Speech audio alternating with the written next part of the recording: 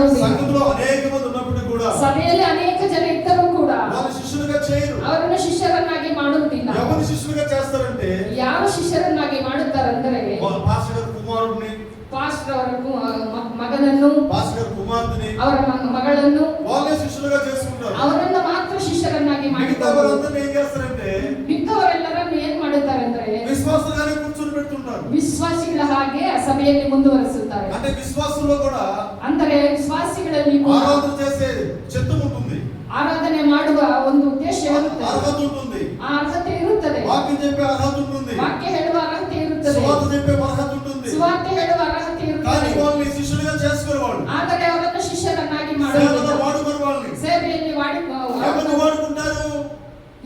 ಯಾರು ಬಳಸಿಕೊಳ್ಳುತ್ತಾರೆ? దేవుడి చిత్తంలో లేకపోయినా సరే ದೇವರ ಚಿತ್ತದಲ್ಲಿ ಇಲ್ಲದೇ ಇದ್ದರೂ నా తర్వాత ನನ್ನ ನನ್ನ ನನ್ನ ನನ್ನ ನಂತರ నా బిడ్డ ఇక్కడ ఆరాధన చేయాలి, ನನ್ನ ಮಗಳ ಆರಾಧನೆ నా ಮಾಡಬೇಕು, బిడ్డ ఇక్కడ వాక్యం చెప్పాలి, ನನ್ನ ಮಗಳು ವಾಕ್ಯವನ್ನು నా ಹೇಳಬೇಕು, బిడ్డ పాటలు పాడాలి. ನನ್ನ ಮಕ್ಕಳು ಉಪಯೋಗಿಸಲ್ಪಡಬೇಕು. కొంతమంది ఆ విధంగా అధికారాలు చేస్తుంటారండి. ಕೆಲವು ಜನರು ಆ ರೀತಿಯ ಅಧಿಕಾರವನ್ನು ಚಲಾಯಿಸುತ್ತಾರೆ. హల్లెలూయా. హల్లెలూయా. చాలా మంది అలా అధికారం చలాయిస్తుంటారు. ಕೆಲವು ತುಂಬಾ ಜನ ಆ ರೀತಿಯ ಅಧಿಕಾರವನ್ನು ಉಪಯೋಗಿಸುತ್ತಾರೆ. దేవుని తలాంతులను వారు ఎవరు గుర్తించరు. ದೇವರು ಕೊಟ್ಟಂತ ಆತ್ಮೀಯ ವರಗಳನ್ನು ಯಾರು ಗುರುತಿಸುವುದಿಲ್ಲ. హల్లెలూయా. హల్లెలూయా. యేసు ప్రభువు ఏమంటున్నాడు? ಯೇಸು ಕ್ರಿಸ್ತನು ಏನು ಹೇಳ್ತಿದ್ದಾರೆ? మీరు విశ్వాసుని సంపాదించడం లేదు, ನೀವು ವಿಶ್ವಾಸಿಗಳನ್ನು ಸಂಪಾದಿಸುವುದಲ್ಲ, అందరిని నాకు శిష్యులుగా చేయండి. ಎಲ್ಲರನ್ನು ಶಿಷ್ಯರನ್ನಾಗಿ ಮಾಡಿ ಎಂಬುದಾಗಿ. హల్లెలూయా. హల్లెలూయా. అందరిని నాకు శిష్యులుగా చేయండి. ಅವರನ್ನು ಶಿಷ್ಯರನ್ನಾಗಿ ಮಾಡಿ. నీ కుమారులు నీ కుమార్తెను శిష్యులుగా చేసుకోవద్దు, ನಿಮ್ಮ ಮಕ್ಕಳನ್ನು ಮಾತ್ರ ಶಿಷ್ಯರನ್ನಾಗಿ ಮಾಡುವುದಲ್ಲ, అందరిని శిష్యులుగా చేయి. ಎಲ್ಲರನ್ನು ಶಿಷ್ಯರನ್ನಾಗಿ ఎవరిలో ఏ ಮಾಡಿ. చిత్తమున్నదో గమనించు.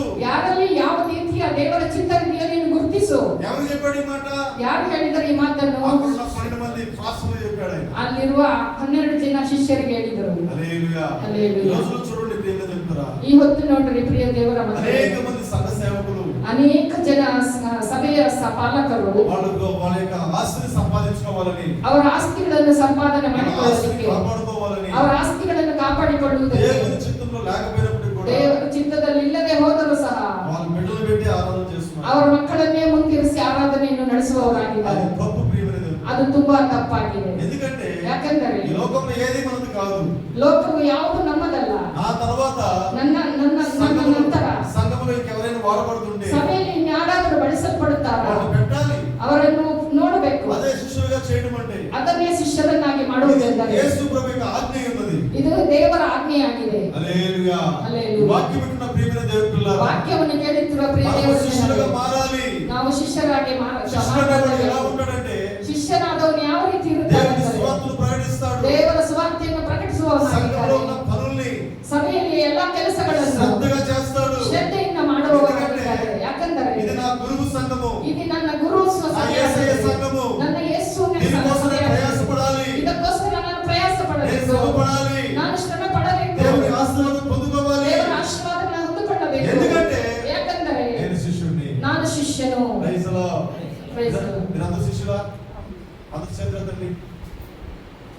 హల్లెలూయా. హల్లెలూయా. సంఘంలో పనిచేస్తున్నారు మీరు శిష్యులను చేతులు తీశారు బాగా. హల్లెలూయా. ఒకసారి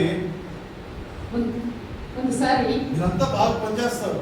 ನೀವೆಲ್ಲರೂ ಕೆಲಸ ಮಾಡ್ತೀವಿ. సంఘంలో ఉన్న పని మనం తీసుకోవాలండి. ಸಭೆಯಲ್ಲಿರುವ ಕೆಲಸಗಳನ್ನು ನಾವು మీలో ತೆಗೆದುಕೊಳ್ಳಬೇಕು. ఉన్న ఎవరి బిడ్డలు బాత్రూమ్ కూడా అడిగి ఉన్నారు ఇక్కడ. ಇಲ್ಲಿರುವ ಯವನ ಮಕ್ಕಳು ಈಗ ಮನೆಯಲ್ಲಿ ಟಾಯ್ಲೆಟ್ ಸುತ್ತ అందరి పేరు చెప్తే మా పేరు చెప్పలేదు అంటారు కానీ ಎಲ್ಲರ ಹೆಸರು ಹೇಳಿಲ್ಲ ಅಂದ್ರೆ ನಮ್ಮ ಬಗ್ಗೆ ಹೇಳಿಲ್ಲ ಅಂತ మీరు ఎవరొస్తుందో చేస్తా ఉన్నారు. ಯವನ ಮಕ್ಕಳು ಎಲ್ಲರೂ ಮಾಡ್ತಾ ಇದ್ದಾರೆ. కొన్నిసార్లు మిస్ అయిపోతా ఉన్నారు. ಕೆಲವು ಸಾರಿ ಮಿಸ್ ಆಗ್ತಿದ್ದಾರೆ. ఎవరొస్తులు ఏమన్నారు? ಯವನಸ್ಥರಲ್ಲಿ ಯಾರ್ಯಾರಿದ್ದಾರೆ? ఫస్ట్ బలారాధన ముందు ಬಲ್ಲಾರಾಧನೆಗೆ ಮುಂಚಿತವಾಗಿ మెయింటెనెన్స్ అంతా చేస్తున్నారు. ಮೇಂಟೆನೆನ್ಸ್ ಎಲ್ಲ ಮಾಡ್ತೀವಿ ಅಂತ ಒಪ್ಕೊಂಡ್ರು. మహానుభావులు 2 వారాలు 2 నెలలు 3 నెలలు వచ్చారు.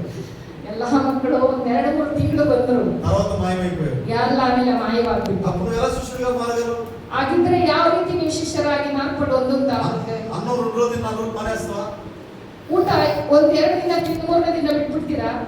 దీన్ని ఒక రోజు మీరు 4 రోజులు మానేస్తావా? ಅದಕ್ಕೆ 3 ದಿನ ಹೋಗ್ಬಿಟ್ಟು 4ನೇ ದಿನ ನಿಂತು ನಿಲ್ಲಿಸ್ಬಿಡ್ತೀರಾ? హల్లెలూయా. ಇಲ್ಲ ಅಲ್ವಾ? తీర్మానం తీసుకున్నప్పుడు ಅದಕ್ಕೆ ಒಳ್ಳೆಯ ತೀರ್ಮಾನ ತೆಗೆದುಕೊಳ್ಳಬೇಕು. మనం ఆ పని చేయాలండి. ನಾವು ಆ ಕೆಲಸ ಮಾಡಬೇಕು. అప్పుడే నువ్వు శిష్యుడిగా మారగలుగుతావు. ಆಗ್ಲೇ ನಾವು ಶಿಷ್ಯರಾಗಿ ಮಾರ್ಗ ಹೊಂದಲಿಕ್ಕೆ ಸಾಧ್ಯವಾಗುತ್ತೆ. హల్లెలూయా. హల్లెలూయా. శిష్యుడిగా మారితే ಶಿಷ್ಯರಾಗಿ సంఘాన్ని ప్రేమిస్తావు. ಸಭೆಯನ್ನು ಪ್ರೀತಿಸುವವರಾಗಿ నువ్వు శిష్యుడిగా మారితే ನೀನು ಶಿಷ್ಯನಾಗಿ సంఘంలో ఉన్న పనులను కూడా చేస్తావు. ಸಭೆಯಲ್ಲಿ